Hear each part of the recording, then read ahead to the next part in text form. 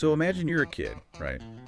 And you desperately want a piece of bubblegum. I mean, that's pretty much every kid. Right, exactly. Hmm. But you live in Zhengzhou, China, and it's the 1970s. Oh, wow. Yeah, that completely changes the picture. Yeah, you can't just, walk into a convenience store and buy it. That kind of candy basically just doesn't exist for you. Right. So what do you do? Well, if you are the kid we're diving into today, you get creative, you take a handful of flour, and you literally wash it in a bowl of water over and over again. Just washing flour. Yeah, until all the starch washes away, and you're just left with this chewy, elastic gluten stuff. Oh, wow. And then, to get that classic minty flavor, you just mix in a glob of toothpaste. I mean, that is objectively disgusting. Totally gross. But it's also incredibly resourceful. Like, it completely encapsulates the mindset we're unpacking today. You look at a limitation and you just engineer a way around it using whatever raw materials are sitting right in front of you. That's exactly. Welcome to our deep dive. Today, we are mapping the DNA of a true tech disruptor. We're exploring the unfiltered journey of the founder behind massive tech companies like 3Evan21 and 360, using excerpts from his autobiography. It's a really fascinating source text. It really is. And the mission for us today is to figure out, how does someone go from making fake bubble gum out of toothpaste to literally shaping the landscape of the modern internet? Right. How do you go from absolute scarcity to total disruption? Exactly. So to understand that leap, I feel like we have to look at how his brain was wired from the very beginning. Oh, absolutely. Long before he was, breaking industry rules or challenging tech monopolies, he was building this deeply ingrained habit of just ignoring established norms. Right. In an environment of extreme scarcity, you learn to scan your surroundings for data differently than everyone else. Like when there are no children's books available, what do? You read the walls. Wait, literally read the walls. Literally. He learned to read by sounding out revolutionary slogans and political posters that were plastered around his city. That's wild. That DIY curiosity was just relentless. I mean, he wasn't just observing his environment, he was actively manipulating it. Right. Always tinkering. Yeah, like he would take shards of glass, draw on them with ink, and then use a flashlight to project homemade slideshows onto his bedroom wall. Wow. To me, this feels like early hardware hacking.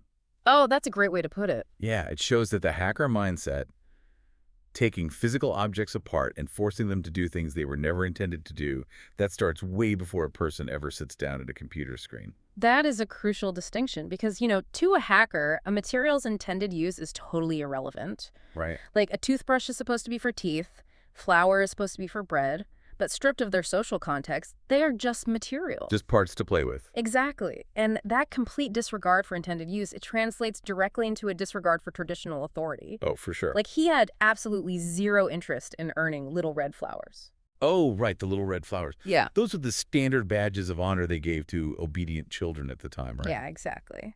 And he just didn't care about them at all. He definitely wasn't getting any obedience awards. I mean, he was constantly actively subverting the system. There's this incredible story from his school days. Oh, the pointer story. Yes. So he gets beaten on the head with a wooden pointer by a frustrated teacher. Which, obviously, different times. Very different times. But instead of crying or complaining, he just waits. He sneaks back into the empty classroom later, snaps that wooden pointer in half, and then meticulously glues it back together. It's so calculated. Right. So the next day, the teacher goes to swing the pointer at someone, and it just spectacularly shatters in midair. It's a funny visual, right? But if you look at it analytically, consider what he just did. Right. That is a brilliant piece of psychological warfare. He didn't just break a stick. He engineered a public, humiliating failure of an authority figure's weapon. Wow, yeah, when you put it like that. He is laying the psychological groundwork right there for how he will eventually handle industry giants. You don't fight the authority head-on. You quietly tamper with their tools so they defeat themselves. That is such a good point. And he applied that same strange hacker logic to value and commerce, too. Oh, the stamp trade. Yes. When he was 14, he had this highly prized commemorative stamp. It celebrated the founding of the PRC. Right, which was a big deal. Huge deal. An Yeah. adult would look at that and see immense value. But what does he do? He trades this incredibly valuable stamp to another kid for a cheap metal building toy. Because he didn't care about the market value. Exactly. He just wanted to build things. But then the older kids see this toy, they extort the owner, and this massive misunderstanding spirals completely out of control. It's like a chain reaction. Yeah, and suddenly the university police show up to interrogate a 14-year-old, thinking he's the mastermind behind some robbery ring. I mean, it's his first brush with the police, and it's entirely brought on by his obsession with utility. He valued his own curiosity over what society told him was valuable. Yeah. And that drive to manipulate physical reality eventually hits a wall, and his curiosity finds a new target. The digital world. The digital world. But again, we have to remember the context here. It's 1980s China. Access to actual technology is incredibly rare. Almost non-existent for a kid. Right. So he starts reading this publication called the Children's Computer Newspaper and becomes absolutely obsessed with programming. But he doesn't own a PC. He doesn't own one. Yeah. Can't even get near one. So he takes a printed paper keyboard, slides it under the glass on his desk, and just sits there practicing typing. Which, I mean, that requires an unbelievable level of visualization. See, I have to push back on this a little, though. Typing on a paper keyboard sounds like shadowboxing without an opponent. Well, you're throwing all these complex combinations, but you never know if they actually land. Can you really learn to write functional code without a machine actually giving you an error message? I know it seems totally counterintuitive, but the answer is yes, and it fundamentally changes how you write software. Really? Yeah. Think about how people learn to code today. When you have unlimited access to a computer, you get lazy. Oh, I see where you're going. You rely on trial and error, you write some sloppy code, hit run, see where it breaks, and then you just patch it. Right, the endless loop of debugging. Exactly. But absolute resource scarcity, that forces deep structural understanding. When you only have a piece of paper, you have to compile the code in your head. Wow. You have to build the entire mental model of the software's architecture, every single loop, every variable, before your fingers ever technically press a key. So by the time he actually gets his hands on a machine, his brain is already functioning like a compiler. Precisely. That's insane. Yeah.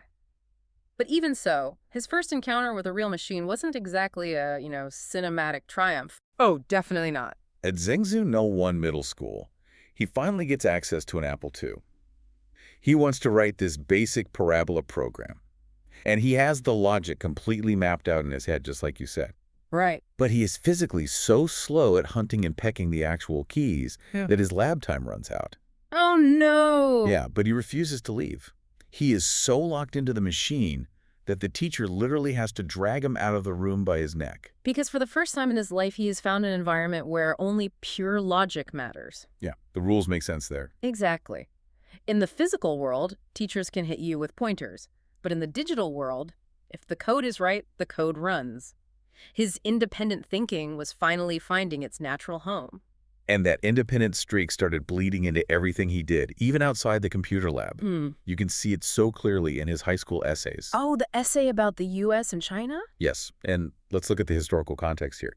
Everyone in his class gets the exact same essay prompt about an article. The standard move at the time, virtually all his peers did, was to use the prompt to write an essay criticizing the United States. That was the expected answer. Exactly. But he reads that same prompt and instinctively looks for the contrarian angle. Right. He uses the essay to point out the flaws in China's own environmental policies. Right. Specifically attacking the fines instead of treatment approach. Right.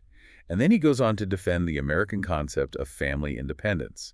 Now, just to pause here for you listening, we are strictly remaining impartial here regarding the political and cultural comparisons made in this essay. Absolutely. We are just reporting the student's historical viewpoint to illustrate his contrarian nature. We aren't taking any political sides here. Right. We're looking at the psychology. He sees the accepted ideological narrative, and his brain immediately searches for the opposite stance. Exactly. And, that contrarian reflex doesn't just come out of nowhere. It is fueled by an incredibly diverse intake of information. Well, he was a voracious reader. He absorbed everything from classic adventure novels like Treasure Island to business books like Silicon Valley Fever. Oh, wow. Quite the range. Yeah, and when you read that broadly, you step outside the dominant narrative of your immediate environment. You start to realize that the rules governing your specific time and place are not universal laws of physics. That's a great point.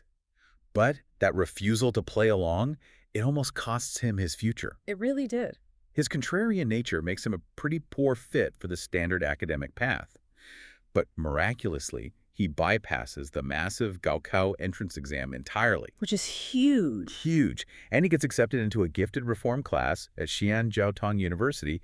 You'd think this is the moment the clouds part, right? Like he's finally at a prestigious university surrounded by peers in technology. You would think that, but reality hits him incredibly hard. It does. He arrives at the university a few days early, before the dormitories are even open. Oh, this story. Yeah.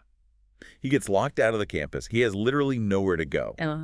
So he spends his first night of college sleeping outside in the freezing cold, huddled in a courtyard. Just brutal. And he's just listening to a classmate's portable tape player looping Richard Clayderman's Ballade pour Adeline over and over. I want to pause on that freezing night for a second. Yeah. Because it perfectly illustrates how physical hardship anchors psychological resilience. How do you mean? Well, fast forward years later to the SARS epidemic. Okay. The entire country is locked down. Competitors are terrified, hiding in their offices, paralyzing their own businesses. Right. Everyone was panicking. But when he was faced with that crisis, he remembered that freezing night in the courtyard. The immediate fear of the virus was overridden by a visceral understanding of what actual physical hardship felt like. Wow. So it inspired him to put on a mask and travel aggressively across the country, securing massive business deals while the rest of the industry was basically asleep. That is wild. The discomfort literally became his competitive advantage. Yes. But back in college, that freezing night was just the warm-up. He soon discovers that a senior student is scamming the incoming freshmen out of their precious food tickets. Oh, right. So our guy decides to play the vigilante. He grabs a pair of nunchucks and marches over to confront the scammer. A very noble and incredibly foolish calculation. Absolutely terrible idea. The senior doesn't fight him one-on-one. He comes back with a gang. They jump him, beat him over the head with beer bottles, and rob him of his entire life savings. Which was what, 50 RMB? 50 RMB, that's all he had. So he's left bleeding, humiliated, and completely broke. But, he has to eat. He needs that 50 RMB back. Right, survival mode. So he launches his first real business ventures. First, he hustles used textbooks on the street. Classic college hustle. Yeah. But then he decides to leverage his coding skills to program a scientific fortune-telling biorhythm calculator. And this right here is the moment the hacker becomes an entrepreneur. So he sets up a portable computer on a desk outside a local movie theater. People walk up, give him their birth date, and his software calculates their physical, emotional, and intellectual cycles. So smart. He prints out the chart, charges them 1 RMB per calculation, and ends up making over 100 RMB a day before the market administrators finally chase him off. Amazing. Now, I have to be honest here. Scientific fortune-telling sounds hilarious. Isn't this just a classic college hustle? Right. Like a clever scam by a broke kid trying to buy instant noodles? I mean, it looks like a street hustle, but if we analyze the mechanics of what he just did, this is actually his very first successful exercise in finding product market fit. Wait, walk me through that. How does fortune-telling equal product market fit? Well, think about what a successful tech founder actually does. Okay. First, he identified a deep, irrational human desire. People are anxious, they want to know the future, and they want to understand themselves. Fair enough. Second, he built a bespoke software solution to satisfy that exact desire. Third, he navigated user psychology and pricing. Charging 1 RMB is low enough to be an impulse buy, but high enough to generate real revenue. Ah, I see. And finally, he handled distribution by placing himself outside a movie theater where foot traffic was guaranteed. Wow. Those are the exact same essential skills required to build a massive internet empire. He wasn't just scamming, he was practicing user acquisition in the real world. Okay, when you frame it like that, it makes perfect sense. He is solving a real-world user problem, even if the problem is just the psychological need for reassurance. Exactly. And having discovered this knack for building tools people actually want, he dives much deeper into serious software development. And this pivot leads him to his most ambitious project yet. But also his darkest moment. Yes, it drags him into his darkest, most traumatic experience. The stakes transition from street hustles to actual corporate and legal jeopardy here. Yeah, so he joins a university professor's project that involves drawing these massive, incredibly complex circuit boards. The standard engineering method at the time was grueling. You had to manually code hundreds of individual coordinates using the Pascal programming language. It was mind-numbing and highly error-prone. Oh, absolutely. He looks at this workflow and realizes it's completely absurd. So instead of doing the manual labor, he writes a structural image editor to automate the entire drawing process. And for anyone who hasn't written code in the 80s, we have to explain how massive a leap that is. Right, so manually coding a circuit board in Pascal is that essentially like trying to paint the Mona Lisa by typing out the exact X and Y coordinates of every single brushstroke, completely blind, and just hoping it looks like a face when you're done. That is the perfect analogy. You are dealing entirely in abstract numbers, hoping the physical output matches your math. Sounds like a nightmare. It is. What a structural image editor does is flip the workflow. Instead of typing coordinates, you manipulate visual elements on the screen, and the software writes the coordinates for you in the background. So he automated the tedious part. He spent days building a tool to build the tool. It's the ultimate expression of his personal philosophy, elegantly solving problems. Why do manual labor when you can engineer a system to do it for you? Man, that's brilliant. Inspired by that success, he and his friends decide they want to build a hardware antivirus card. Which is a great idea. But remember the scarcity issue. They don't have their own advanced computers, so they become night hackers. Uh-oh. Yeah. They sneak into the university computer labs after hours, code frantically all night in the dark, and then climb out through the high transom windows at dawn before the faculty arrives. Which is an incredibly romantic image of early tech innovation. But in the real world, climbing out of windows at dawn is highly suspicious behavior. Highly suspicious, Yeah. because right around this exact time, someone has been breaking into those same university computer labs and physically stealing CPUs and RAM. Oh, man. Bad timing. The worst timing. The university police notice these sleep-deprived kids sneaking around the labs at 3 a.m., so they swoop in and arrest them. And this is not just a slap on the wrist or a stern talking to by a dean. No. It is a harrowing, terrifying ordeal. He is thrown into a dark interrogation room. The police keep him awake for days. Days. Whenever he starts to drift off from sheer exhaustion, they drag him outside and kick him while forcing him to stand motionless in the baking sun. That's literal torture. It is. He is subjected to relentless psychological torture. They tell him his friends have already turned on him, that they've signed confessions, and that he is going to rot in prison for a decade. They are systematically dismantling his grip on reality. I mean, sleep deprivation isn't just tiring, it literally breaks the brain's ability to distinguish fact from fiction. And he nearly breaks completely. He hallucinates to the point where his brain invents a fake confession just to make the interrogation stop. Oh. He actually tells the police a fabricated story about how he stole the CPUs, smashed them into dust with a dumbbell, and then flushed the pieces down a toilet. I mean, it is a completely absurd, logistically impossible story. But it is exactly the kind of desperate narrative a shattered, sleep-deprived mind produces just to find an escape hatch. Exactly. But here's the turning point. Right as the police type up this ridiculous confession and put the paper in front of him to sign, something in him snaps back. He wakes up. Yeah. He regains a shred of his senses, flat out refuses to sign the paper, and demands to see his teacher. Eventually, the teacher vouches for his character, the police realize they have the wrong guys, and he is released. Unbelievable. But you have to wonder, right, how does an experience that traumatic rewire a young entrepreneur's brain? When you are pushed to the absolute brink of a false confession, does it break you or does it forge you?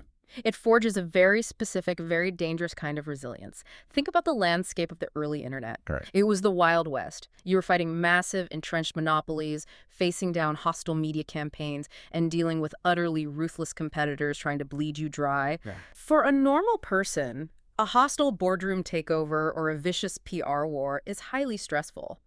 But when you have survived profound sleep deprivation, physical abuse, and wrongful detention in a dark room, well, a boardroom battle over market share looks like a walk in the park. Wow. Put into perspective, yeah. It taught him crisis management and risk tolerance at the most visceral neurological level.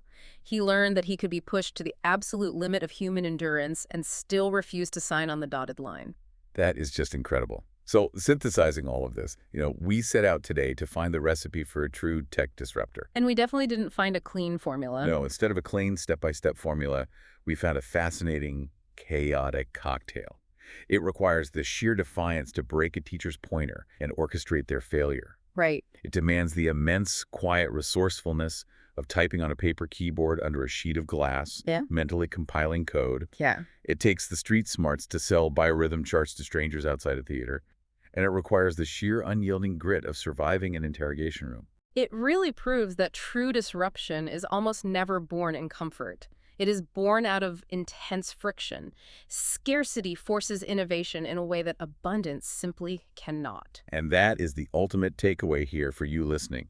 The next time you find yourself complaining that you don't have the right tools, Yeah. or your laptop is too slow, or you don't have enough venture capital funding for your project, I want you to imagine that kid sitting in 1980s China, practicing his keystrokes on a piece of paper.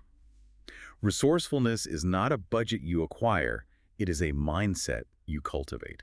Which actually leaves us with a rather provocative question to consider. Oh, what's that? We've just mapped out how severe adversity, a total lack of hardware, and intense institutional pushback built the fierce, uncompromising mindset of the early internet pioneers. Right. So when we look at today's landscape where we have limitless cloud computing, open source libraries for everything, and generative AI tools that can write code for you in seconds, are our abundant resources actually making the next generation of founders too comfortable to truly disrupt the status quo? Wow. That completely flips the script on what an advantage actually is. It turns out if you really want to change the world, a little chaos, a little scarcity, and maybe even a little toothpaste bubblegum might just be the most important ingredients of all.